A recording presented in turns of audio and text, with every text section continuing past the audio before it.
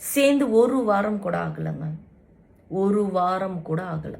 Again Sunday ஆகி நான் சாவு போறேன்னு குழந்தைய தூக்கிட்டு போனவங்க சாகலை. ஆனா என் குழந்தைய நீ மறுபடியும் பிரிச்சுட்டு கூட்டு போறியன்னு சொல்லிட்டு மன கஷ்டத்துல போயிட்டு ஹேங்கிங் பண்ணி செத்துட்டான். இப்போ அவங்க இன்னொன்னு கல்யாணம் பண்ணிட்டு கூட குழந்தை பெற்றுக்கிட்டாங்க. பட் ஏன் தம்பி யாருக்கு இழப்பு?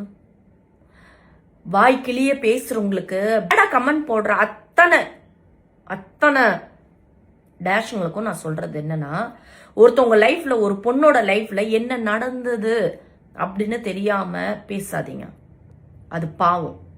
இன்னைக்கு வாய்க்கிலேயே ஒரு கேமரா இருக்கு. கேமரா முன்னாடி நம்ம போன் முன்னாடி பேசி நம்ம இன்ஸ்டால என்னென்னவோ நம்ம கருத்துக்கள் சொல்றோம்.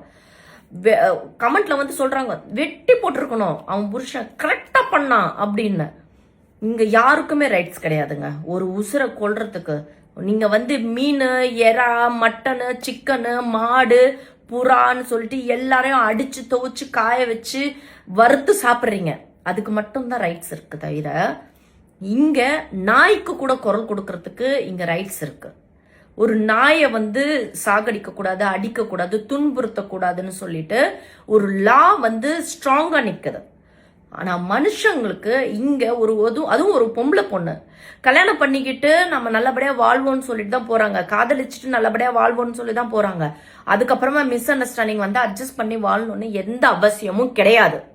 அப்படி வாழணும்னு நினைச்சாங்கன்னா ஒண்ணு அவங்க சாகணும், ஓகே, இல்லைன்னா பைத்தியமாகி திரியணும்.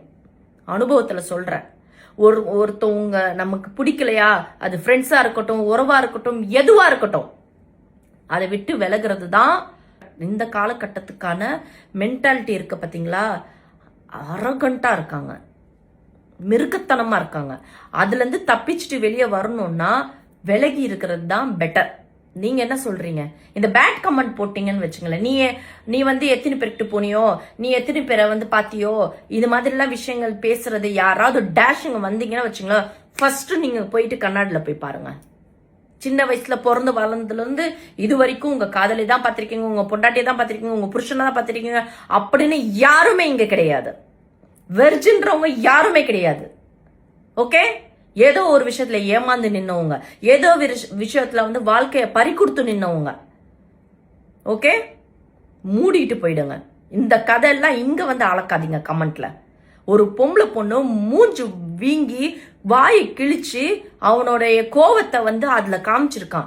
என்னதான் வந்து தாலி கட்டி கல்யாணம் பண்ணி குழந்தை பெத்தாலும் அந்த பொண்ணு இவனுக்கு அடிமைன்னு ஏதாவது இருக்கா?